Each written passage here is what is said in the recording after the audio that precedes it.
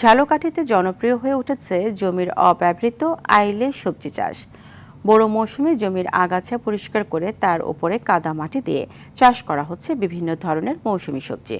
অন্যদিকে টাঙ্গাইলের গোপালপুরে ৪ কিলোমিটার সড়কের দুধারে শোভা বাড়াচ্ছে লাউ সিমের সারি সারি খুঁটি ও মাচা। কৃষকরা বলছেন এতে তারা সুযোগ পাচ্ছেন বাড়তি আয়ের। প্রতিনিধিদের তথ্যচিত্রে জানাচ্ছেন লিওন আজাদ।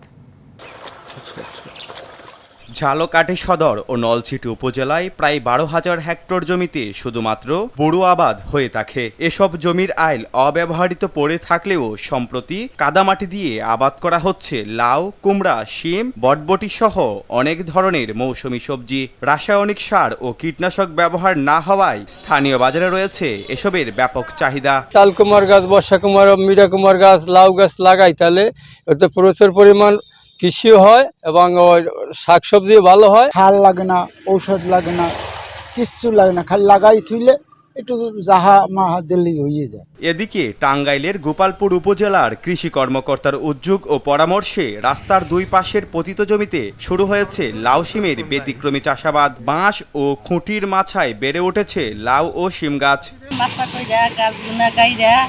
বিক্রি করতেছি, খাইতেছি। সিম গাছ, নাই গাছ, এখন আবার শশার বেশি দিছে। সিম আবাদ করার জন্য, পিফি আবাদ করার জন্য আমরা অত্যন্ত ভালো ফসল পাইছি।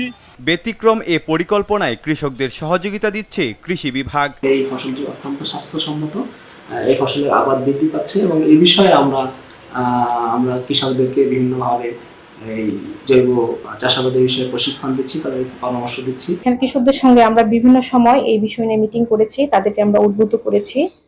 আমার মোট ৫৩ জন কৃষক এখানে অংশগ্রহণ করেছে। এমন পরিকল্পিত উদ্যোগের ধারণা ছড়িয়ে দিতে পারলে গ্রামীণ অর্থনীতি হবে শক্তিশালী, বাড়বে সবুজায়ন এবং কৃষির প্রতি মানুষের আগ্রহ। লিওন আজাদ, RTV।